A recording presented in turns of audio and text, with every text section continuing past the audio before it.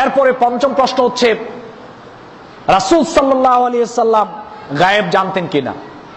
এটা নিয়ে বাংলাদেশে খুব অনেক লাফালাফি, অনেক কড়া কথা বলা হচ্ছে। তো রাসূল সাল্লাল্লাহু আলাইহি ওয়াসাল্লাম গায়েব জানতেন কিনা এই ব্যাপারে সাধারণ কোন মানুষের কথা বলার দরকার নাই, কোন আলেমেরও কথা বলার দরকার নাই। রাসূল সাল্লাল্লাহু আলাইহি ওয়াসাল্লাম গায়েব জানতেন কিনা এটা সর্বপ্রথম জানেন আল্লাহ, এরপরে জানেন রাসূল সাল্লাল্লাহু আলাইহি ওয়াসাল্লাম, এরপরে জানেন রাসূল সাল্লাল্লাহু আলাইহি ওয়াসাল্লামের স্ত্রী আয়েশা রাদিয়াল্লাহু তাআলা আনহা। সাধারণ পৃথিবীর সমস্ত মানুষ বাতিল। চলেন দেখি প্রথমে আল্লাহ কি বলেন। রাসূল গায়েব জানতেন কিনা এ ব্যাপারে সর্বপ্রথম দেখি আল্লাহ রাব্বুল আলামিন কি বলেন।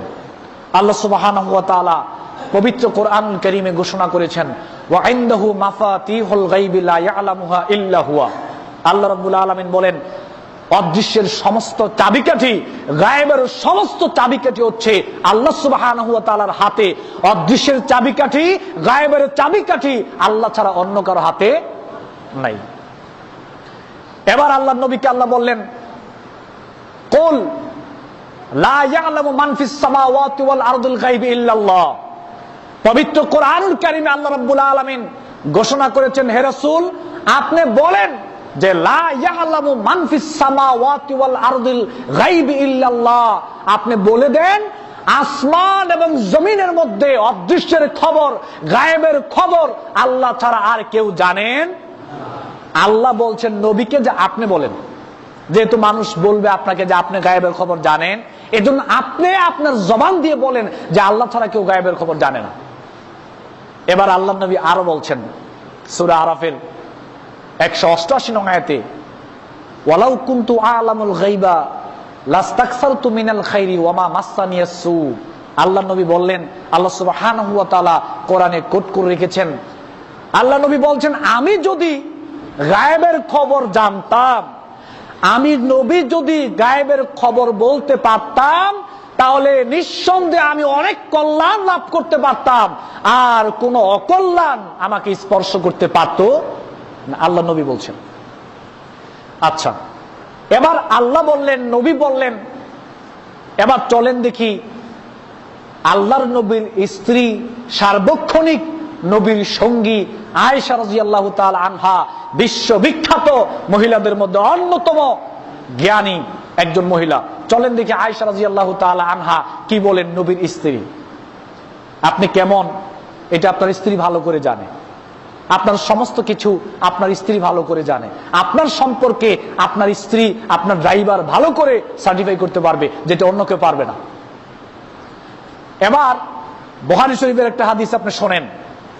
আয়েশা রাদিয়াল্লাহু তাআলা আনহা বলেন যে মান হাদ্দাসাকা আন্না মুহাম্মাদান রাআ রাব্বাহু, যে লোক এটা বর্ণনা করবে যে মুহাম্মদ তার আল্লাহকে দেখেছে, ফাকাদ কাযাবা, অবশ্যই সে মিথ্যা কথা বলেছে। যে বলবে যে মুহাম্মদ আল্লাহ রাব্বুল আলামিনকে দেখেছে, অবশ্যই তোমরা মনে করবা সে মিথ্যাবাদী, মিথ্যা কথা বলেছে। আল্লাহর নবীর স্ত্রী আয়েশা বলছেন, আর বাংলাদেশের মানুষ বলতেছেন আল্লাহ রাব্বুল আলামিনকে নবী দেখেছেন।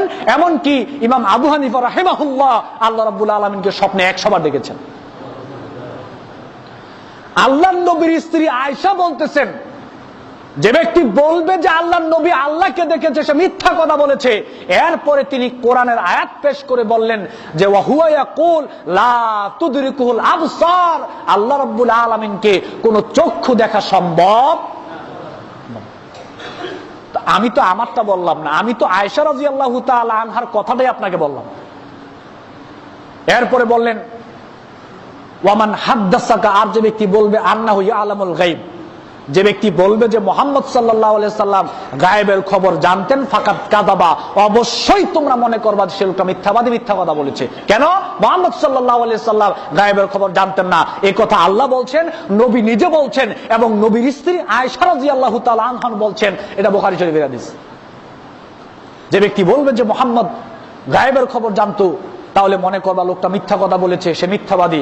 আয়েশা রাদিয়াল্লাহু তাআলা আনহা বললেন ওয়া হুয়া ইয়াকুল আন্নাহু ইয়ালামুল গায়বা ইল্লাল্লাহ, নিশ্চয়ই আল্লাহ রাব্বুল আলামিন ছাড়া গায়েবের খবর কেউ জানেন না।